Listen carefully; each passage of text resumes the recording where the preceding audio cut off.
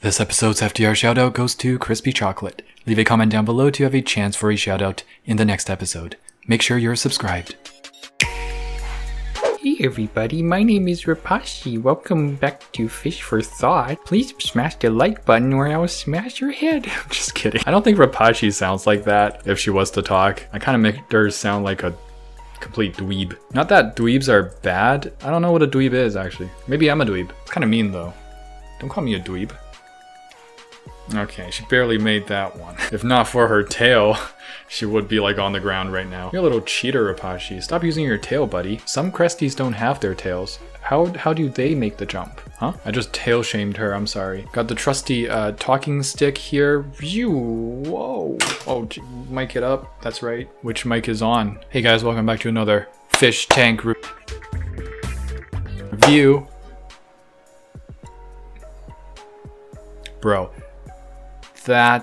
Wow, that turtle knows how to mount. That turtle knows what it's doing, exactly what it's doing. When you see this as an owner, like this is not the first time. You're filming this because it's happened before, and this is probably like the 50th time seeing how skilled, how just fluent that turtle is in getting up there with the bull. This is like bull riding to the max. This is more exciting than bull riding. That turtle will last a whole 10 minutes on that pleco. As an owner, a self-respecting, non-fish abusing or animal abusing person, non-psychopathic person, you take that out. You stop that behavior automatically. That pleco is as stressed as it's gonna be. Imagine if you had like a head crab, like you know those from like sci-fi movies, a leech, head crab. You just live your life wherever that head crab is and you can't escape from it, and it'll just latch onto your head whenever it wants and just, you know, try to ride you as long as it can. Maybe you've had an ex. If you've had an ex-boyfriend or girlfriend, you might know what this feeling is like. Don't do this. Now, the reason why I think this turtle is just a pro wrestler, just Anderson the Spider Silva, mixed martial arts master, Ip Man and Jackie Chan had a baby and Bruce Lee was his uncle. It's this scene right here. He gets the pleco going and then he swims just a little bit and mounts it like a pro. That skill, that finesse, that level of dexterity, it's not seen in regular turtles. This turtle is a ninja turtle. Even Rapashi is shaking with fear. This is actually a really cute picture. I'm gonna take a picture and post it on my Instagram. If you guys don't follow my Instagram, hey, nice plug for me. Go follow my Instagram, you'll see this picture. This tank, this lovely tank, is sent in by Andrew Hunt. That bonsai tree is amazing. I think he used some merino moss balls to cover it. They might not be doing too well because I see some yellowing, but still a really great concept. And I love the roots going down. And then you got the rockscape, the Seiru stones planted all throughout. Got that nutritious, rich substrate, but then you make the substrate white in the front. It's really nice. I appreciate the scape, and there's no like outrageous stocking of anything. There might be some shrimp, maybe some snails in the front, but that's about it. I love it. This is getting a 4.8 out of 5. Keep it up. Oh yeah, and here's one of his Riley shrimp. I think they're Riley. So cute. What a nice picture, nice macro. Good job. Anthony Kuhn sent in this tank. The pearl weed is just going mad crazy over there. You should trim it and give it more spread. Spread it out so that it covers the whole bottom of your tank. It'll look magnificent. I think you're floating some of them as well. The Betta is blocking that floating clump of pearl weed. Really nice. You know, pearl weed, one of my favorites. And then we got some Java fur in the bag maybe. Got a nice long-tailed Betta. The tank might be just a tad bit small for the Betta fish, but hey, it's got its own tank. It's probably feeding and eating very well, very healthy. Got some ramshorn snails in there to keep him a little bit company. 4.5 out of 5, keep it up. Brianna Berry sent in this tank. This got like some autumn fall vibes right here. Just a big chunk of wood and some Ludwigia all spread throughout. There's a little bit of a sword down in the bottom. Not sure what the stocking is. Maybe some mollies here and there. Mollies and guppies, live bearers. Honestly, nothing wrong with this. Can clean up the scape a little bit. Gonna drop a 3.8 out of 5 for now. Keep it up, keep learning. The pineapple strikes again. We've got the whole gang. We got Spongebob from the episode where he's skiing down the snow hill. We got a giant filter that's like almost half the tank. If you have a giant filter like that, why are you using it on such a small tank with a skimmer. There's a skimmer here. I don't know what's going on. And then it's a species tank. I can't even say anything bad about this. It's a species tank. Guys, not many people even do a species tank. And I don't know what kind of fish that is. I was gonna say live berry, but it doesn't look like live berry. It might be rainbow fish, it might be killifish. That's amazing. The stocking is amazing. But of course it's overstocked and it's a small tank with some Spongebob decor. This is like mixed feelings. This is like a criminal doing a crime but hiding it so well and blaming it on others that you see how blatantly it's his fault or her fault, but you can't blame them, you can't convict them because they've done so much to hide it or to manipulate some other party so that it's their fault instead. This is what I feel right now. This is like true crime right here. This should be a crime. This should be, I don't know, let's move on. She told me to take this down or I don't get the fish. Now that I have the fish, I don't care. Okay, she is saying it wasn't abused, and just because it didn't have a light doesn't mean it's abused. Yeah, what? What does a light have to do? You don't need a light for this. Okay, you see that substrate layer? It's covered by like a thick substrate layer of what I can only imagine as ammonia.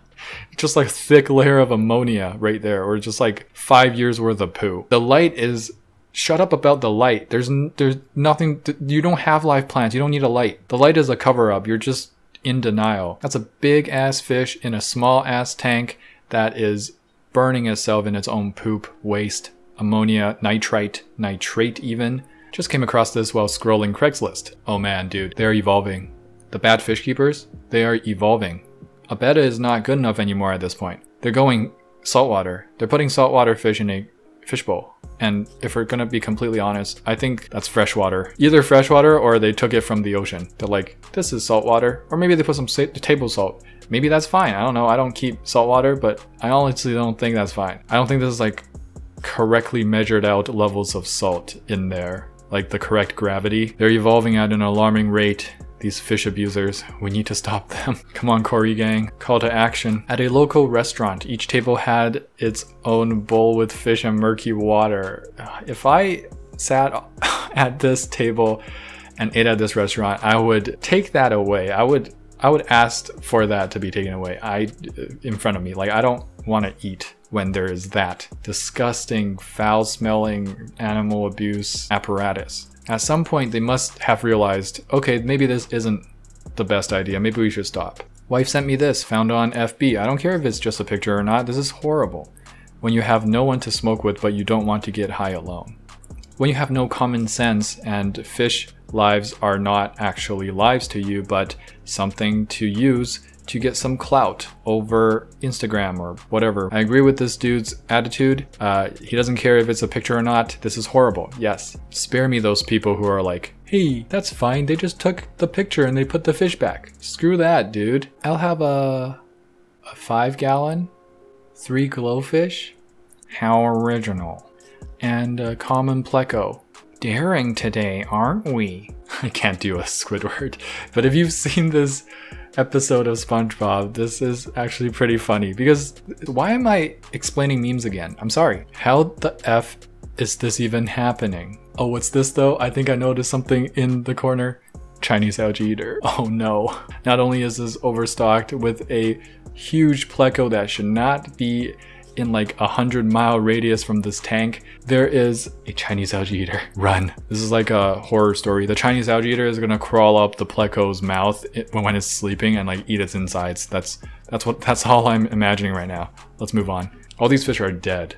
My dad's wonderful fish tanks, featuring the highest ammonia rating I've ever seen. Hey, I want to know how high the ammonia rating is. Come on, man. Don't leave me hanging. You know what? This is a gradient.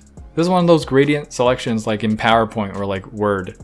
Like you have those selections of like 2 colors or 3 colors match up. This is one of the choices.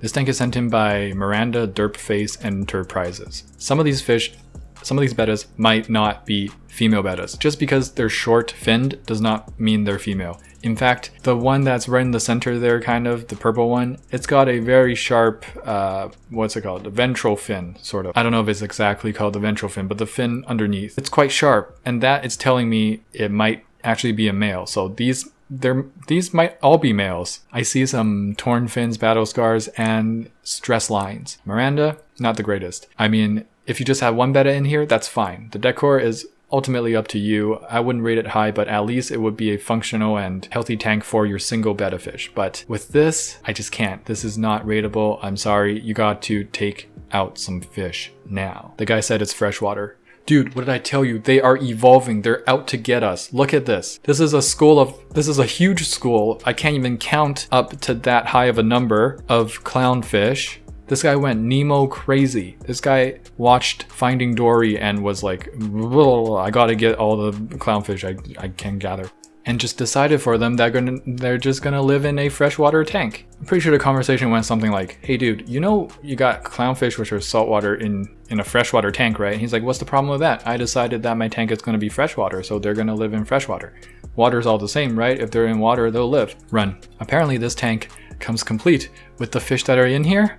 Oh, and some trash too. Ah, so beautiful. An amazing biotope aquascape of the inner city downtown sewage system. A true beauty to mine eyes. Doth ye not knoweth the beauty within? 5 out of 5. 5 out of 5. This is a time capsule. This really makes me crave 7-Up. I really want to drink some 7-Up right now. Hey, end of the video squad. How you guys doing? Missed you guys from last week. Yeah, I know, right? Not everyone stays to the end of the video. What is that? Who doesn't do that? What's wrong with them? I don't know. You know what? Forget them. You and me, we have a special thing. All right, you can talk now. Hey, Chris, you suck.